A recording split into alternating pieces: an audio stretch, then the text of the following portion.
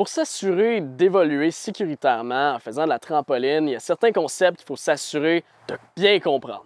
J'ai déjà vu des boys sender directement devant de moi, penser qu'une trampoline c'était un foam pit, puis tout d'un coup, il s'est juste brisé un pied. Si tu veux pas que ça t'arrive, écoute les consignes, fais ça intelligemment, assure-toi de toujours comprendre qu'est-ce que tu vas faire, puis écoute bien ce qui suit.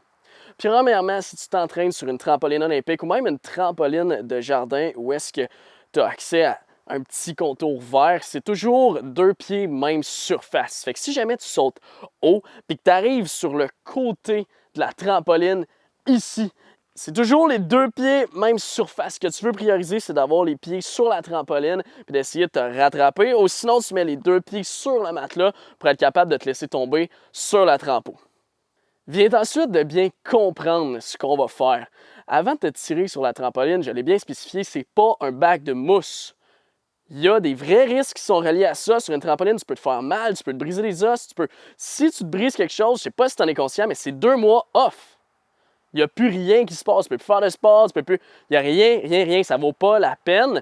Prends le temps de comprendre qu'est-ce que tu veux faire. Si tu veux essayer un backflip, par exemple, mais que tu n'arrives pas à le visualiser, va pas le faire.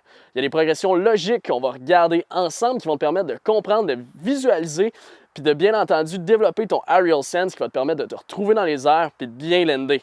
Ce qu'on va faire, c'est aussi prioriser le sol. Donc, avant de commencer à sauter sur la trampoline, on va prioriser de rouler sur celle-ci, de rester bas, de ne pas prendre de hauteur pour rien.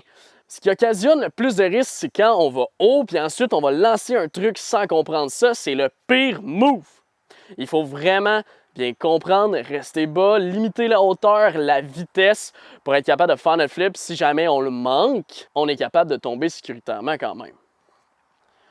De plus, tout au long de la vidéo, tu vas voir que dans les progressions logiques, il y a toujours un matelas qui arrive à quelque part.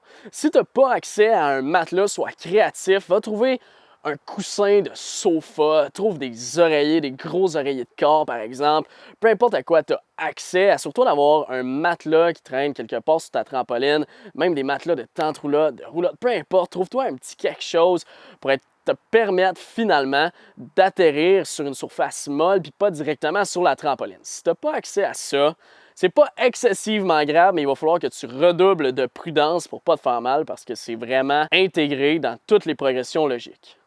Avant d'embarquer sur la trampoline, c'est aussi important de s'échauffer. Vous allez voir, il va y avoir une vidéo qui va être spécifiquement dédiée aux échauffements à faire avant de sauter sur la trampoline. Ceci étant dit, j'espère que tu es prêt. On apprend comment maîtriser l'art de la trampoline.